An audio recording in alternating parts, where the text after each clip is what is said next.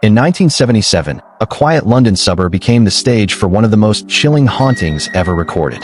The Hodgson family thought they were safe inside their modest council house in Enfield, but what followed would make the world question what lurks beyond the veil. This is the story of the Enfield Poltergeist.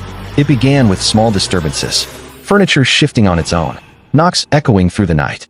At first, Peggy Hodgson, the single mother of 4 children, dismissed them as tricks of the imagination. But soon, the events escalated into something far more sinister.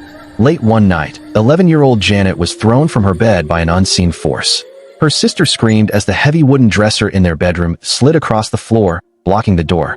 The family huddled together, powerless against a force they could neither see nor fight. The disturbances didn't stop there. Objects levitated, toys flew across rooms, and chilling voices echoed through the house. But most terrifying of all, Janet herself seemed possessed. Her voice would deepen, guttural and unnatural, as she spoke in tones no child could mimic. Witnesses described her rising from the ground, her body rigid, her eyes rolling back into her skull. Word of the haunting spread quickly. Neighbors refused to enter the house. Journalists came to investigate. And soon, paranormal researchers from the Society for Psychical Research arrived. They documented more than 2,000 unexplained phenomena. Photographs captured Janet midair, as if flung by invisible hands. Audio recordings preserved the guttural voice that called itself Bill, claiming he had died in the very house years earlier. But the more evidence gathered, the more skeptics tried to disprove it.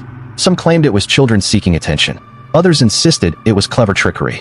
Yet the sheer volume of witnesses, including police officers, reporters, and neighbors, makes the Enfield case impossible to dismiss completely.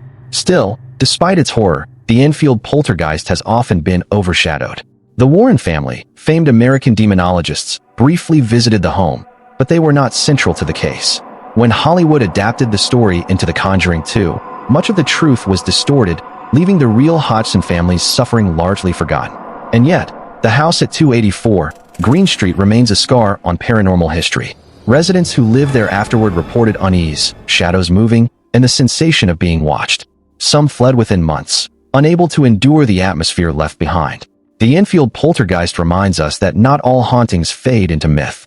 Sometimes, they leave scars so deep that no skeptic's dismissal can erase them.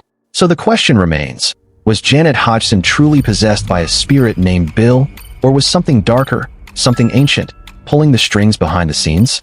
One thing is certain, on those long nights in Enfield, when the air turned cold and the walls shook with unholy knocks, a family was terrorized by something unseen.